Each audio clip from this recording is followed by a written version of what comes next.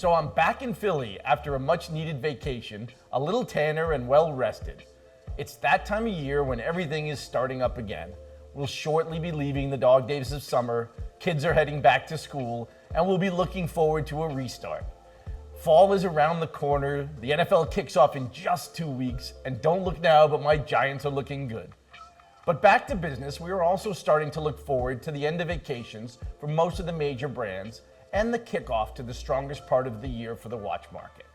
The first thing we'll look forward to is Geneva Watch Days, which will open next week and is turned into a major event for many of the smaller and independent brands. Now, what began in 2020 with 8 brands setting up a small exhibition has turned into a much larger event featuring almost 40 brands: Angelus, Arm & Strong, Bulgari, Debethu, Grubel Forsey, Laurent Ferrier, and many more. Now, this will give the industry and the public an opportunity to see many new novelties and is open to the public with a beautiful setup on Lake Geneva. It also helps solidify some of the smaller, lesser known brands and gives them the opportunity to showcase their latest and greatest creations and to present them directly to the consumer. Now, the world of independents has completely changed over the past 3 to 4 years as they've had to adapt to lockdowns, lack of retail, and quickly learn how to directly reach the clients. We've seen much greater attention on smaller brands. Collector groups have popped up all over the world, and these micro communities have developed around collecting, which has become a huge boom to the smaller brands, which traditionally struggled to find a market. Events like Geneva Watch Days have been instrumental in creating a relaxed environment where collectors, the trade, and the manufacturers can gather and explore their shared passion. I can't wait to see what comes out with new releases this year. Now, before we know it, we'll be back in Geneva for the fall, and one of the most exciting auctions is always the Only Watch auction, which features 62 one-off pieces from some of the best manufacturers in the world, with all the proceeds going to charity.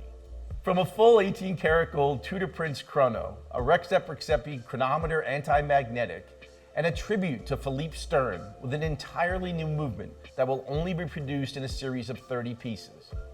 The World Tour will begin in September, with the auction taking place November 5th in Geneva. Now, we will also see the regular run of other auctions. Sotheby's, Christie's, Phillips, and Antiquorum always help reset the market and set the tone for the next quarter. As in the past years, I expect we'll see the high end of the market remain strong and rare and special pieces hit the market and feed more energy into it for the fourth quarter. We will finish up November with the biannual edition of the Dubai Watch Week. Now, this is my favorite event of the year. Even though it only happens every 2 years, it is really one of the best events you can attend, and I really recommend trying to make it.